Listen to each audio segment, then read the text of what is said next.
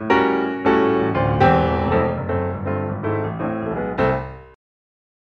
want to welcome you here to the Boston Globe Suffolk University Political Cocktail Hour. This is the third in our series, and it is a pleasure for me tonight to welcome the mayor of our great city of Boston to Suffolk University.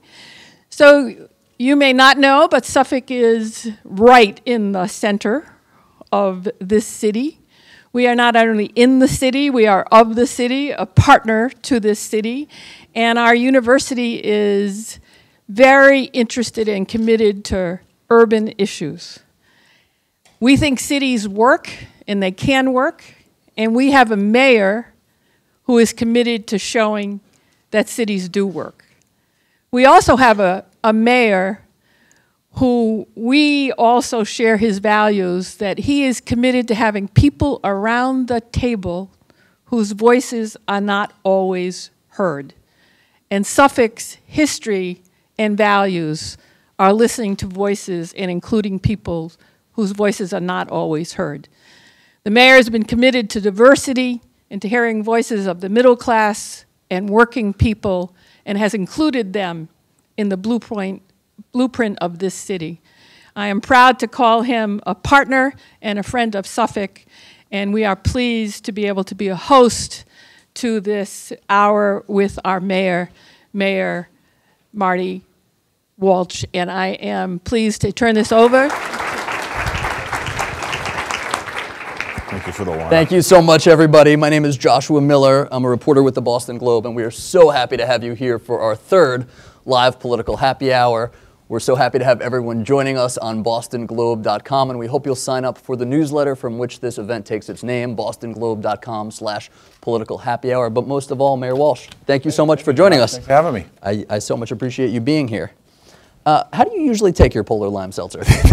That's pretty funny. Josh called today and asked what I wanted to drink, so I figured I'd throw him a curveball. I said I want a Polar Lime water, and they get me a liter of it, so I'm all set.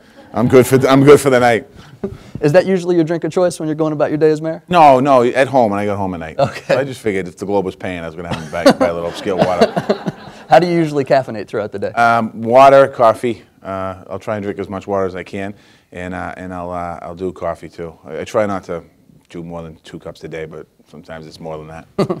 You've been sober now for going on 20 years? Over 20 years. Yeah. How has that been? I mean, it obviously hasn't set back your political trajectory, no, Mr. Mayor, but has it been personally difficult for you to avoid some of the, partaking in some of the boozy rituals of Boston? No, I don't miss it at all. I don't put myself in situations that, well, I mean, I go where people are drinking, it doesn't bother me, but I don't put myself in situations, hang out in barrooms and things like that. It actually helps shape me of who I am as a person, I think. It's done a tremendous amount for me. I mean, there are times where I'll watch somebody maybe crack a beer on a hot day and say, oh, wow, that would be nice, but I know I can't. And for me, it's not just one, it'll keep going. So, I work the program pretty well. When you took office, you said, I will listen, I will learn, I will lead. I'm wondering what's been your biggest lesson to date, and where do you think your leadership has shined the brightest? That's a good question. Listen, learn, and lead. My lesson probably has been, one of the lessons is certainly managing the schedule, trying to learn that. I think that's, as the mayor of Boston, or any mayor, I suppose, you have to manage the schedule in the sense of, making sure that everyone has an opportunity to get to you to talk to me about different things, and you can't cut off people from the past. And I think that there has to be a piece of my life I have to keep personal. And take some downtime. And that's a lesson, in the first 8 months of this job, I literally was going 7 days a week, 24 hours a day. I still go 7 days a week and 24 hours a day, but I try to build in some of that personal time a little bit, just to reflect a little bit, because life goes by so fast. It's been 21 months already, and it seems like the campaign was yesterday. I can't quite get over how far it's going on. But I learned a lesson every single day being in this job. I think that it's just the nature of the job. I don't think you can ever be fully prepared to become mayor of a city of like Boston and not learn every single day. And where do you think your leadership has shined the brightest? You talked about leading, and your inauguration speech? I think I wouldn't necessarily say my leadership. I would look at it as our leadership, but I think the city, as we built the cabinet, as we start to build the department heads, I think it's more of a culture of ours. I don't want to say I did this and I did that. I think that when we look at in education environments, we look at the development, we look at public works, transportation, parks. We're certainly using our leadership ability to improve quality services and bring those services back. And I think that that's one of the things that my leadership style is. It allows people the opportunity to kind of do their job. I don't want to micromanage every single piece. In the past, developers might come into the mayor's office, talk about a plan, then go up to the BRA. I generally will say now, go to the BRA, because that's where you should go if you're going to be talking about development. You don't have to start with me. I think it's an opportunity to see where we're moving forward, and I think empowering people around you is very important, and having people around you make decisions. Certainly, I know what's going on in the city, and I get briefed every day by the police commissioner, the chief of staff, and I'm constantly talking to folks. But I do feel that there's very talented people working in the administration, and you have to give them that ability to show their talent and do the job that they've been hired to do. So you believe your leadership has shined the brightest in your ability to delegate? I think delegate's one of the ways. I mean, I think there's different categories. I think when we talk about selecting people too, bringing people into the administration, I think the leadership and what we talked about with education, having Dr. Tommy Chang come in and working with the school committee and bringing in him as a leader in the school department, I think that's important. I think there's an opportunity for my leadership as we move forward with the whole discussion around charter schools, and we created the chief of education role in the city of Boston because during last year when I first got elected, there was a piece of legislation moving through the legislature, and John McDonough, then the superintendent of schools, was trying to negotiate and work and see how we move forward. Which legislation? This is raising the charter cap. School. And I think that you're putting him in a conflict of interest role, and we created a position called Chief of Education, which Ron Dorsey took, and as I said before, I think my leadership potentially in this issue can solve a lot of potential problems moving forward with raising the charter school cap while also improving the public education system in the city of Boston. And I think there are other cities and towns that are involved in the same issues. You talked about the charter school cap. Do you still hold the same position you had on the campaign trail? You support raising the cap? Yeah, no, I do support raising the cap. I think that there's an opportunity here for us. There's three things in front of us. There's a potential lawsuit that's lingering. You have the ballot initiative that's out there that potentially is going to happen. And then you have a legislative kind of opportunity. And I personally would like to see the legislative opportunity move forward. I've had conversations with the governor. I've had conversations informally with different types of folks to talk about how do we put a piece of legislation together that can benefit the charter school movement, benefit giving young kids the opportunity for a good education, raise the cap but not hurt the school districts, and particularly in the Boston School District. Because if you blindly raise the charter school cap, it potentially costs the city of Boston School District $200 million. Do you support or oppose that ballot initiative? I'm not sure what the ballot initiative is yet. We have to wait and see what it is. The one that's probably they're working to gather signatures for would essentially, among other changes, allow 12 additional charter schools in the state to be approved each year, regardless of the current. Yeah, no, I'd have to see. I mean, what the full language on it is. Again, I would much prefer. I don't think necessarily the best way to legislate is always through initiative petition. I think sometimes the best way to legislate is through getting something done in the legislature. I know that there was a disappointment last year when the Senate didn't vote when the bill died in the Senate. Were you disappointed? I was disappointed because I thought it was an opportunity for us to move the ball along here. And I think when it comes to education, as I said earlier, I don't mind how young people get educated as long as they get good quality education. They have an opportunity to come to an institution like Suffolk or other colleges in our area. And that's what my goal of mayor is. You'd be a very powerful lobbyist in the State House. Will you be pushing your I will be working. legislative colleagues to raise the charter my school intent cap? right now is to get involved in legislation and to work on trying to come up with some legislation that advocates. We're not going to make all advocates happy, but something that can be a win for the kids. Right after you were elected, Bill Forey, a newspaper editor and publisher in Dorchester, wrote, "Walsh's best quality, the one that makes him so likable, could be his greatest potential weakness in the mayor's job. He's a pleaser. He wants to leave everyone smiling. He seeks to diffuse confrontation and focus on the things that people have in common. That instinct made him eminently electable, but it harbors the risk that mayoral candidate John Connolly sought to define, that Walsh won't be tough enough to say no when it counts if it means losing a friend." As mayor, where have you said no when it counts that's resulted in you losing a friend? Probably the Olympics being one. Something that I supported. that I supported from the thank you, something that I supported right out of the gate. I thought it was a great opportunity for the city of Boston, and as we move forward and when we started to get into it, we couldn't come up with an agreement that I wouldn't have to sign the future of the city away. That was a concern of mine. I think that that's one of the areas. I think on the casinos being a tough negotiator on behalf of the people of the city and the people, most importantly, the people of Charlestown, I think I might have lost a few friends there, and you know, I think that those are two of the areas that when you look at the most controversial, I guess, issues that are out there, those are two of the areas that advocating on behalf of the people of Boston. Someone who doesn't seem like he's your friend is Steve Wynn, the casino developer who's poised to build a resort casino in Everett. I'm wondering, you two had agreed to talk after Labor Day. Have you spoken with him? Yeah, we haven't set that up yet. But again, I think Steve is a businessman, and certainly he's upset. He's invested tremendous amounts of money in trying to build a casino, and I'm the mayor of the city of Boston, and I've invested tremendous amounts of time to make sure the people of the neighborhood gets a voice. And I think at some point we'll have a conversation. We're going to have one soon. I'm waiting for a call back from them to have a meeting. We'll sit down and talk. And I think reached out to them and they haven't gotten back to you? Yeah, no, it's not one way or the other. We said we'd get together after Labor Day. I know that we're working on something. My team is working on something with his team to set something up. Okay. Is it your hope that that casino never gets built? No, I just think that, you know, this whole situation around the casinos, both casinos at the time, when I got elected, when I got sworn in on my first day as mayor, I came into the office, and my first meeting was about public safety that we wanted to have in the office. About 2 hours later, one of the lawyers from Corporation Counsel came into me and said, we have to make a decision on if we're a host community or surrounding community for both Revere and the Everett Casino. And we had 45,000 pages of documents. Seems like an easy read. That we haven't went through, and you know, it just seems like, you know, when we started this conversation, the casino conversation has gone through 2 mayoral administrations and 2 now gubernatorial administrations, and there's been not a lot of consistency there, except for the owner of the operator of the potential casino has been the same, consistent. So I think there's been a lot of starts and stops here. I'm not going to say whether I want a casino to be built or not built there. I'm not going to take that position, but I'm willing to sit down and have a conversation about the traffic impacts on the city of Boston, the traffic impacts on Rutherford Ave, the traffic impacts of Sullivan Square, the traffic impacts of what's going on in Charlestown. We had a plan. There was a plan designed in 1997 that the Mayor Menino administration came up with for a surface option with reducing the lanes of traffic on Rutherford Ave. When that plan came up, we didn't have the North Point project going on. That's going on in Cambridge. That's adding thousands of cars. We didn't have Assembly Square project. That's adding thousands of cars. We didn't have a $1.6 to $1.8 billion casino proposal over in Everett. That drastically changes the idea and the perception of what people talked about there. So there's a lot of moving pieces here, and it's not a simple solution. You talked about losing some friends over your change on Boston 2024. I'm wondering what or who convinced you to so strongly back the effort right from the beginning? No one convinced me.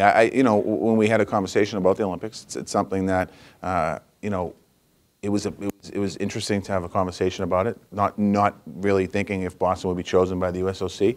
And as we got more and more into the conversation about it, going up against Los Angeles, going up against San Francisco, going up against Washington, D.C., we realized that Boston's a special place, and we have all the same attributes that those other cities have. We have the ability to be able to host the Olympics, so we went for it. And the USOC recognized that Boston is an Olympic city. It's a city that certainly could handle or host an event such as a big event like the Olympics. And then also thinking about what the legacy factor would be after the Olympics. Not my legacy, what the city's legacy factor would be.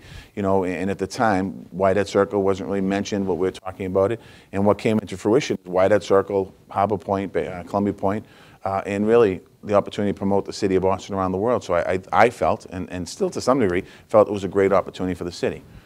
As the conversations went on, we certainly had the end of the day, the document, the final document that was the real document that you had to be concerned about.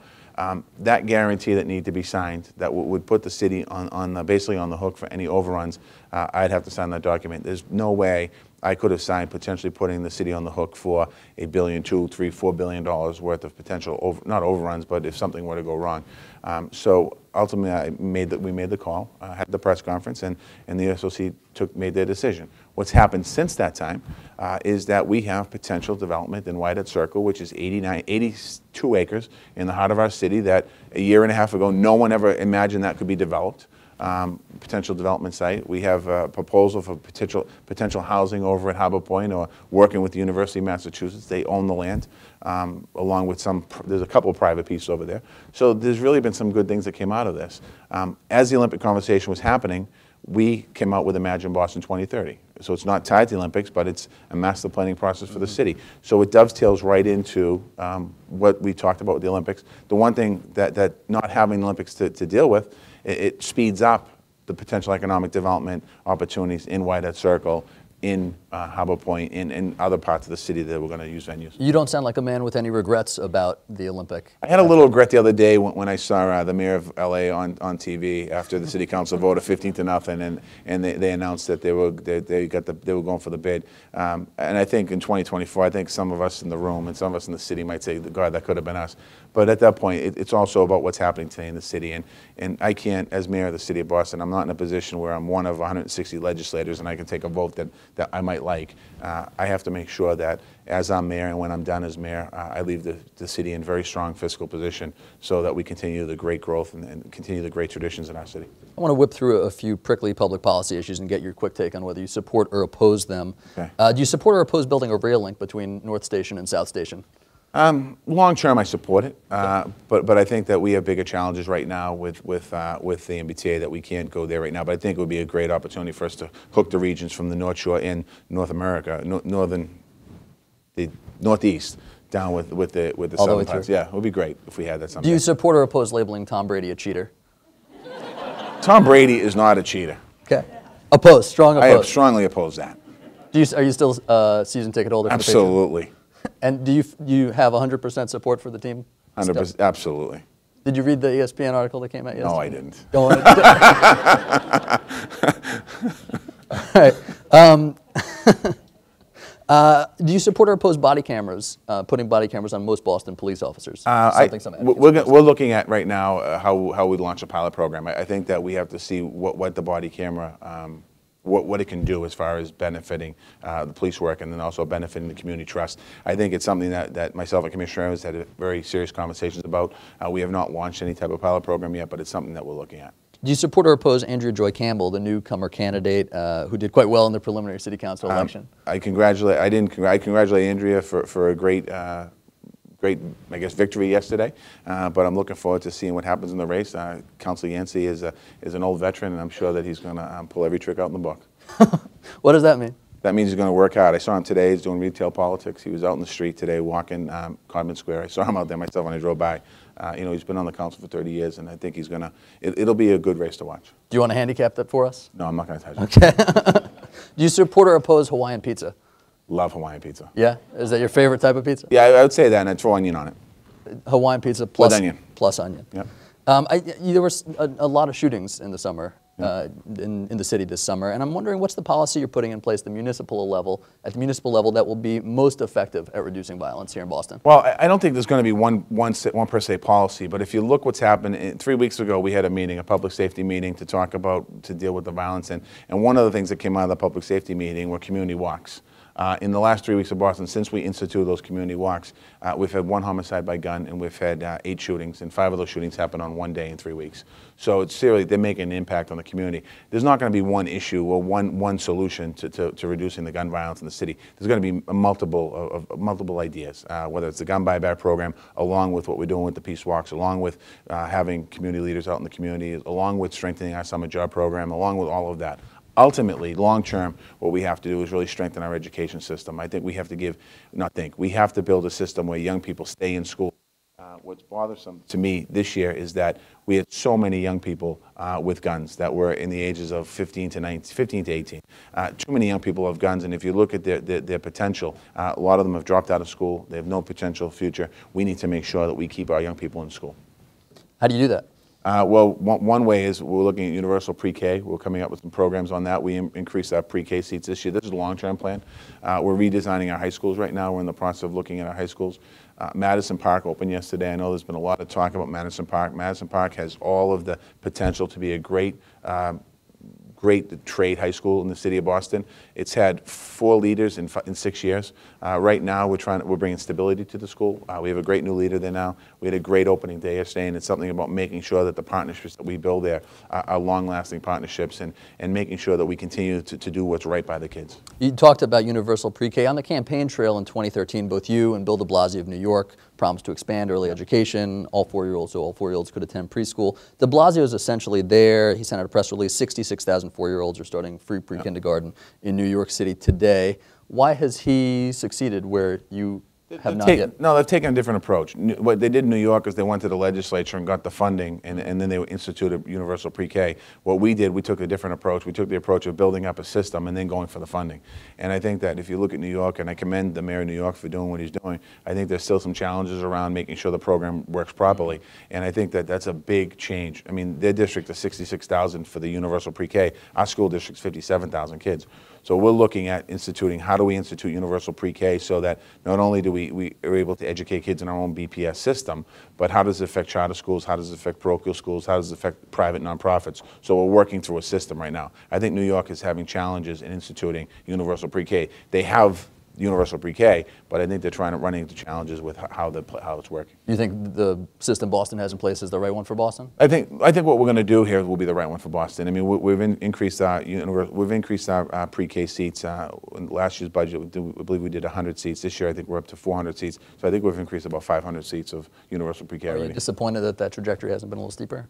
Not yet. I mean, we're going to need some assistance from the state on helping us being able to do this. Mm-hmm. How much freedom does Superintendent Tommy Chang have to run Boston public schools? Political freedom? He's the superintendent of schools. He has all the freedom. I mean, we'll go over some of the things he's doing. He's the superintendent of schools. I'm the mayor of Boston. His job is to improve the quality of education in the public school system. My job is to be mayor of the city of Boston. I am not a superintendent. I am not a teacher. I am not a principal. And if I start getting in his way when it comes to education, I'll be doing a disservice to the kids. So he has political authority to say lay off non-union managers who he believes are impediments. Yeah, he can make changes and moves. And we're doing right now. We're doing a facilities assessment of all our school buildings, and at some point we're going to come back and sit down and talk about what we have to do there. And I'm assuming at some point we're going to be merging schools and closing school buildings down and building new buildings, and this is all that's going to be coming over the next 18 months we'll be talking about. So you foresee closing some Boston public schools? I foresee merging Boston public schools. I don't. Which will mean closing some in some neighborhoods. Yeah, closing certain buildings and opening new buildings, building new buildings in certain areas. You know, when you think about what we have now for facilities, we're instituting some great plans in the district to change the schools around. But we still have kids going into buildings that are 100 years old. I mean, we had to bring in water and fans yesterday because of the heat in the schools. Some schools have air conditioning, some schools don't.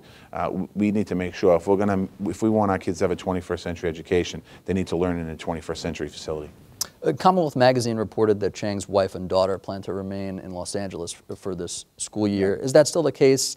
And how do you think he'll be able to devote his full attention here with his family 2,600 miles away? I'm not sure. I haven't talked to him about his family. I mean, he is.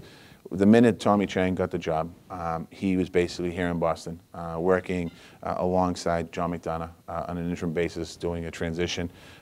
He hit the ground running. When we negotiated a contract with Tommy Chang, there was an offer put on the table. He accepted the offer. There wasn't any negotiation. He didn't want more money. He wants to be here. He wants to be the superintendent in the school district, and he's 100% committed to this district. And you believe he's the man for the job? He absolutely is the man for the job. What I've seen so far, yesterday walking around the schools, we visited 4 schools. I visited 4 schools with him yesterday.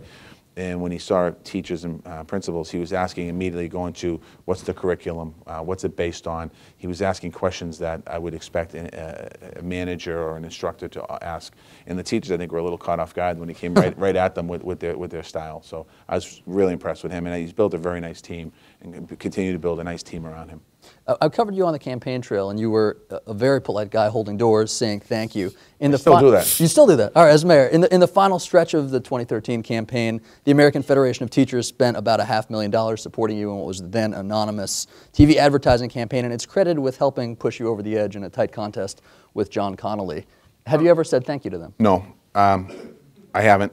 And I don't know if I'd say that pushed me over the edge. I was surprised. I was asked by, actually, I think Andrew Ryan asked me the question about that money. I had no idea what he was talking about at that particular day. But no, I don't know if that pushed me over the edge. I think what pushed me over the edge was the grassroots that we did here in the city, and we worked hard on it. I actually don't know how much of impact the TV commercials had. I mean, You don't think that had an no, impact? I mean, I just think, I don't know if people watch them. I mean, John had TV commercials, I had TV commercials, and you know, very rarely did we hear feedback that, oh, your TV commercial was great.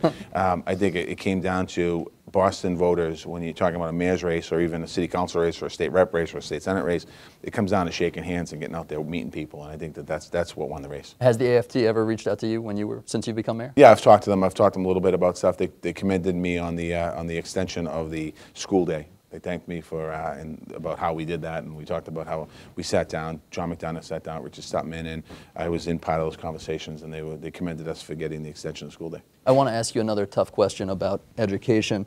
This is you, God. I think in, hold it up so everybody can see. It's a beautiful picture. No gel back then.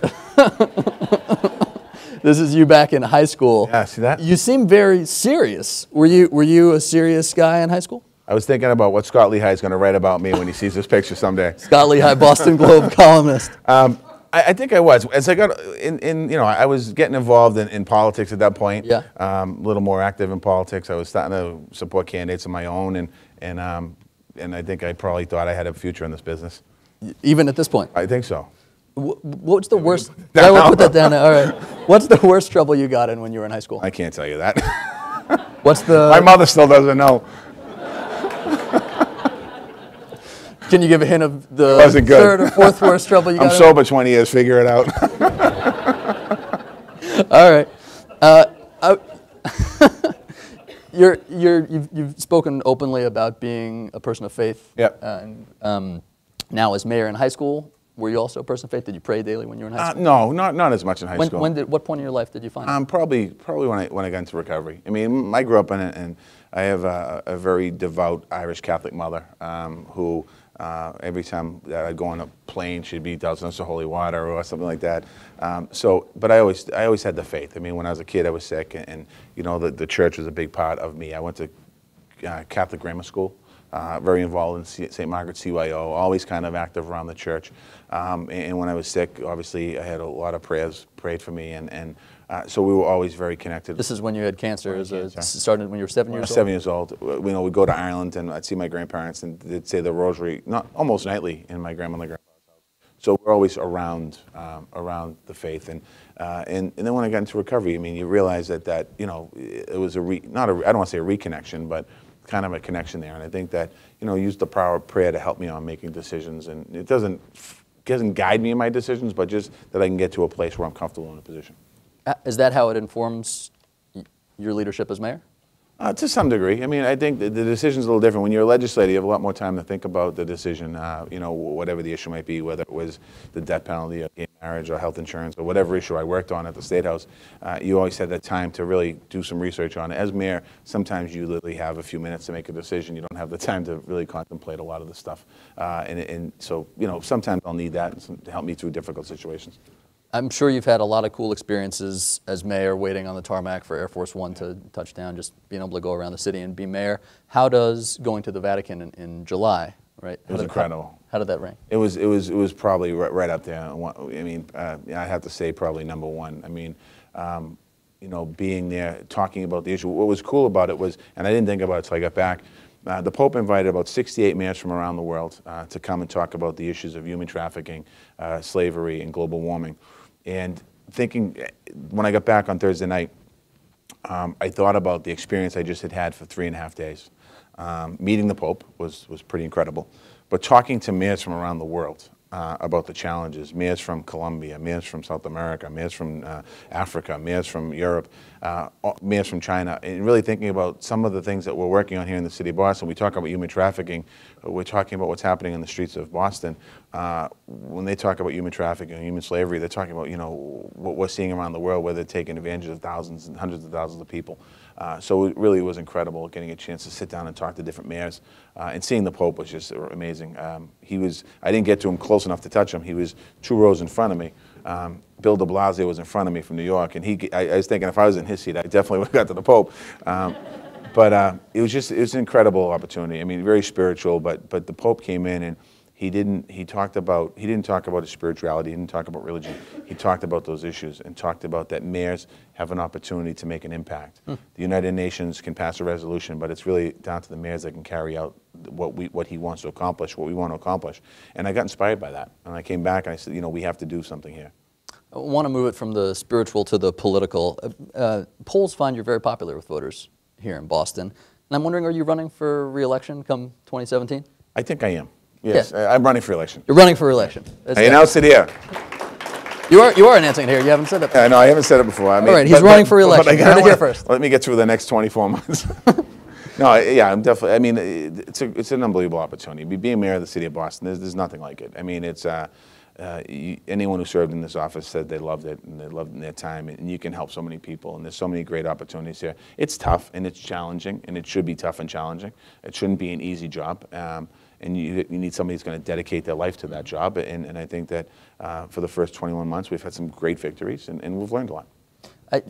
Do you have, given your popularity, do you have any ambitions for a higher office down the line? I don't know. You know, I think of what I'm doing now as mayor, and it's like, you know, the one big adjustment that I had as being a state rep to being mayor is the scrutiny and wanting to know every single thing about what I do.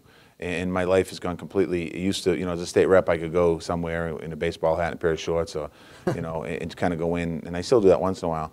But everything has changed. You know, I've driven to places. I still drive, but not that often. I'm recognized everywhere we go, and it just, you know, your whole life changes that way. And you know, sometimes you lose the ability to be just a normal person. And you know, and I like that, being a normal person type of, and I still act that way. But you realize I'm in a whole different light. How do you reconnect to that? Reconnect to being a normal person? I just act like a normal person. I try. I hope. What does that involve? I mean, I hope I haven't changed as a person, being mayor of the city of Boston. I hope I'm the same person that was the guy that got elected the night I got elected. I hope I was the same guy that was a candidate for mayor. I try. You know, you can't let the job get to your head, and you got to just, you know, do the best you can. Your predecessor was notoriously thin-skinned. How are you holding up with all the scrutiny? I think sometimes I'm a little thin-skinned, but I don't think that often. Sometimes things get to me a little more than they should. Like what? Sometimes I'll read something in the newspaper that might get to me a little bit. I'll just leave it right there. But I tend not to let things get to me. I try not to. I mean, honestly, I try not to let things bother me. If it does bother me, it bothers me for a very short period of time, because I know that we have to go on. I can't dwell on something that I didn't do or I did, or somebody criticizing me. You know, like I'll look at Twitter every now and then, and I'll just laugh at some of the comments, because it's like people, like tonight now, when I go home, I'll look at Twitter, offer this chat, and people will be like, oh, this guy should do this, and this guy should leave there. You just can't take it personal. Yeah. You can't take it personally. You can't. I mean, people have their opinion. They're entitled to their opinion. And at the end of the day, you just try to work hard to advance Boston. Have there been any moments when you've sort of deviated from that and let yourself stew in anger or regret for a little bit of time? I've called a couple people. I've called a few people just to say, listen, I don't like this. I think you're wrong, or something like that. And we've had good conversations. And I just, you know, try to. But you can't take it personal. Is good conversations a euphemism for you let out your anger a little bit? I don't think I yelled too much. I was a little upset, but I don't think it was like, I didn't scream. I don't think I've screamed at anybody since I've been here. All right. Maybe I screamed about somebody, but I haven't screamed at anybody. It's a very important distinction. Yeah. Just a few more political questions. Do you think Joe Biden or Hillary Clinton better understands the struggles of working people? I think they both understand the struggles of working people. You know, they definitely do. I mean, they both come from their backgrounds, you know, where they grew up and how their families they come from. They both understand the struggles of working families. Do you expect to endorse a candidate for president early, say, this year? Oh, I think I will. I probably, yeah, but this year, absolutely. Before 2016, absolutely I will. Are you leaning in one direction or another? No. What do you think will put you over the edge? I have no idea yet. All right, we'll find out. We'll have to find out. I guess you mentioned something I just wanted to follow up on. You said sometimes you slip out in your shorts and a hat. Do you ever slip your police detail and just go out for a meal somewhere, or get in your car? I've done that. Yeah, they're gonna yell at me after this meeting. After this, yeah, every now and then I'll go out. I mean, I think you have to. I mean, you have to have a little normalcy in your life. I mean, it's important. You know, when I took a few days off in the summertime, we just kind of, I'm not going to say where we went, we just kind of went out, and I had a baseball hat on, a couple of days not shaven, and, you know, got recognized, and so I'm like, okay, got to watch out for those pictures. Was that fun? Was it fun? I love it. I miss driving. Yeah. I miss it, and then, you know, you don't lose the ability to drive, but you lose the ability to drive the way you used to drive, so. Yeah. you know, someday I'll be driving again, so I can't completely lose it. What was your car you had in high school? I was just talking about we just talked about it over here, a Dodge Omni Horizon. And your second? Second, I think it was a Grand Prix. A Grand Prix? Yeah. Is there a favorite one in the swath of cars you've had? The first car, you never forget it. You know, when you take a left, it would make a noise. And, you know, it was my cousin's car, my cousin Mary's car. She gave it to me, well, sold to me for $100. And I think that was probably one of my favorite cars. You talked a little bit about your mother earlier on. Has she given you a grade for your time as mayor so far? No, I think my mother probably gave me a very high grade if she was giving me a grade.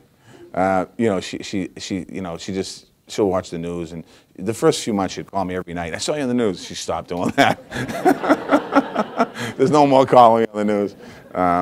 Although my mother met the president on Monday, and you know, she just, after she met him, she was overwhelmed with emotion, and she talked about when she came from Ireland at the age of 17 to Boston, and never thought that she'd be, you know, in a position where she was hugged by the President of the United States of America. She got very emotional.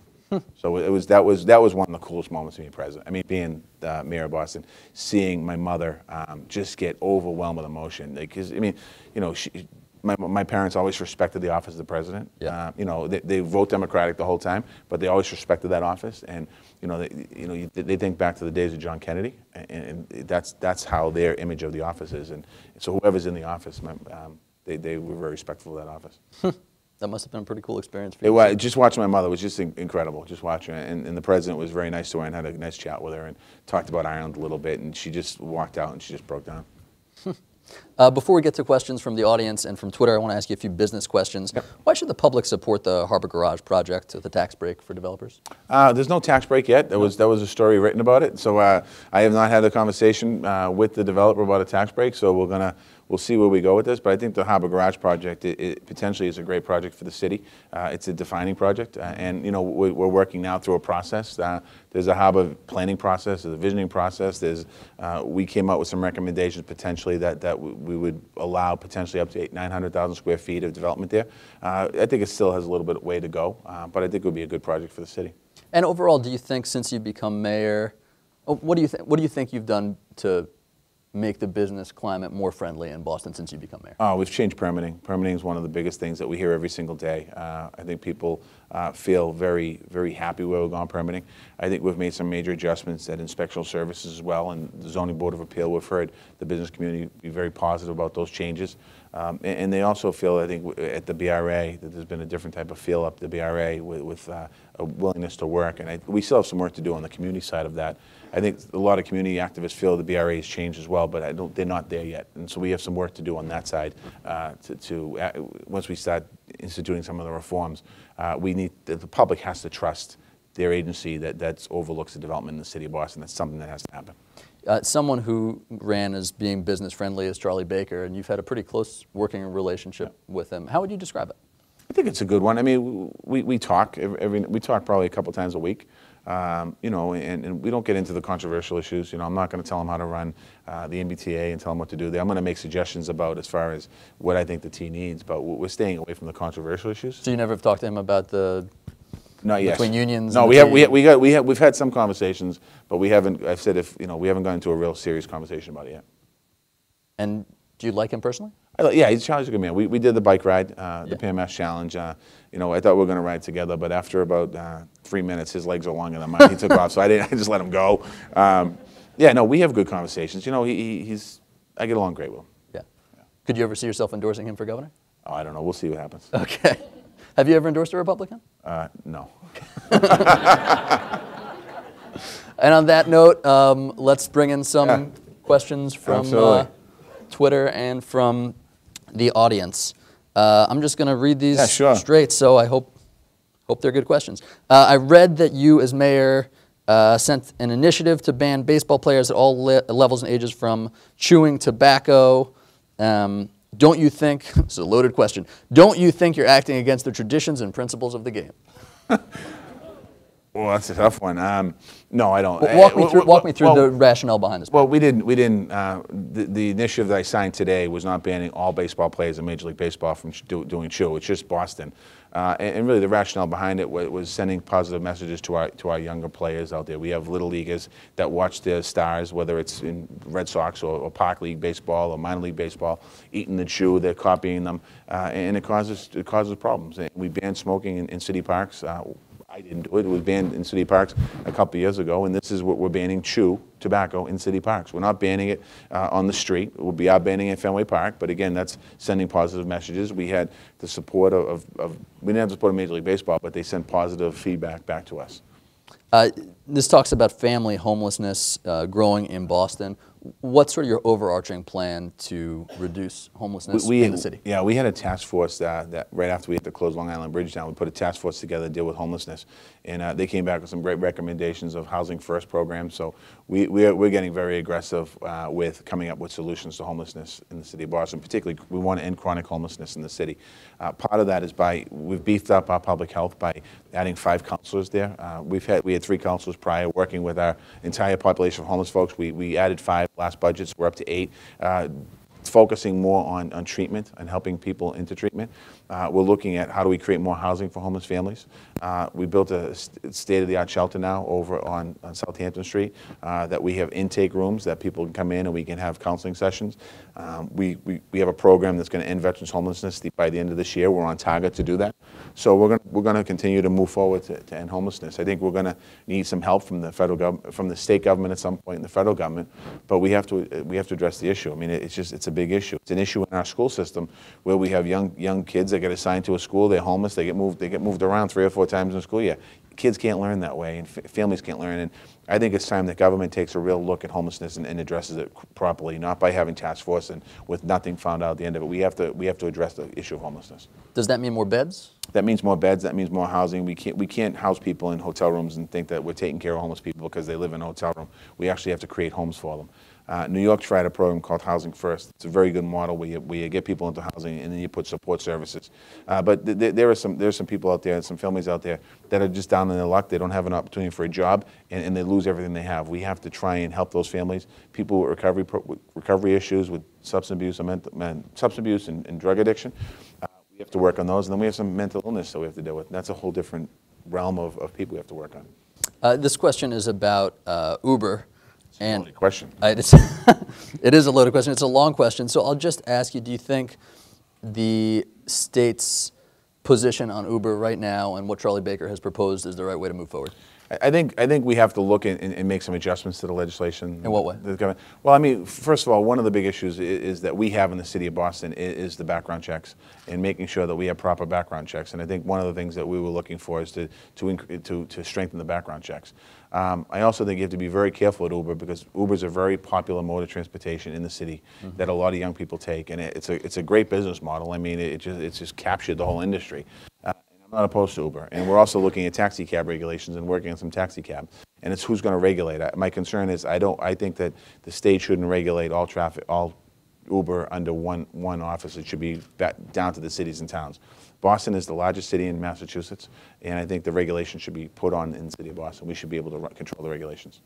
So there should be little overarching state regulation on Uber? No, the state. But I think the proposal, or one of the proposals out there, that gives the state the complete authority to oversee all of the regulations of Uber, the Uber program. We oversee taxis in Boston. And we oversee livery services. We want to oversee Uber as well. Mm-hmm.